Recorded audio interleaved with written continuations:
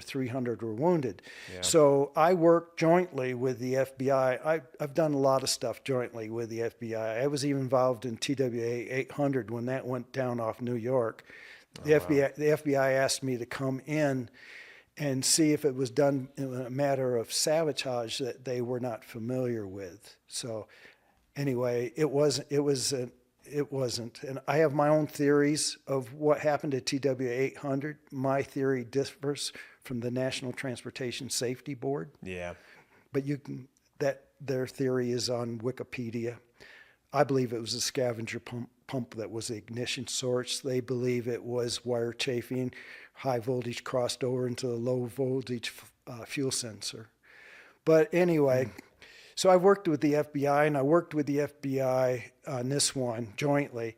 We determined independently, that it was between 3,000, most likely 5,000 pounds of explosive, and it was U.S. composition C4 explosives.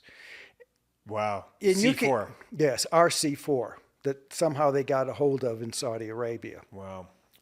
And you can tell different explosives how they're manufactured, and explosives like anything else has impurities in them. And one of the impurities in making C4, which is an RDX based explosives, is making the explosive HMX. So when you analyze explosive residue, you can actually, it's like fingerprints, you know. You can actually tell what something is based on where it was what's manufactured, even down to where it was manufactured. Yeah, I didn't realize that. That's a science. It is. So I used a program called ConWep, Conventional Explosive Effects, to look at everything, because you have an urban environment, you have glass reflective waves that are reflecting off things, and when two waves reflect off a building, they can merge and be stronger. So you have that. It's really a complicated process. I look at trees overturned. I look at a Humvee that was overturned, how much glass was broke where, and so you kind of recalculate how much explosives was used. So we determined pretty much 5,000 pounds.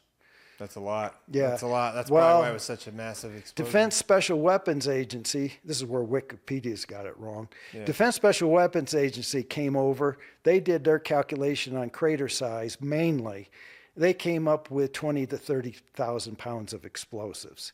So in Wikipedia, it says that the Downing Commission accepted that 30. Initially, we thought 5,000. We accepted the 30,000 figure. We did not accept it.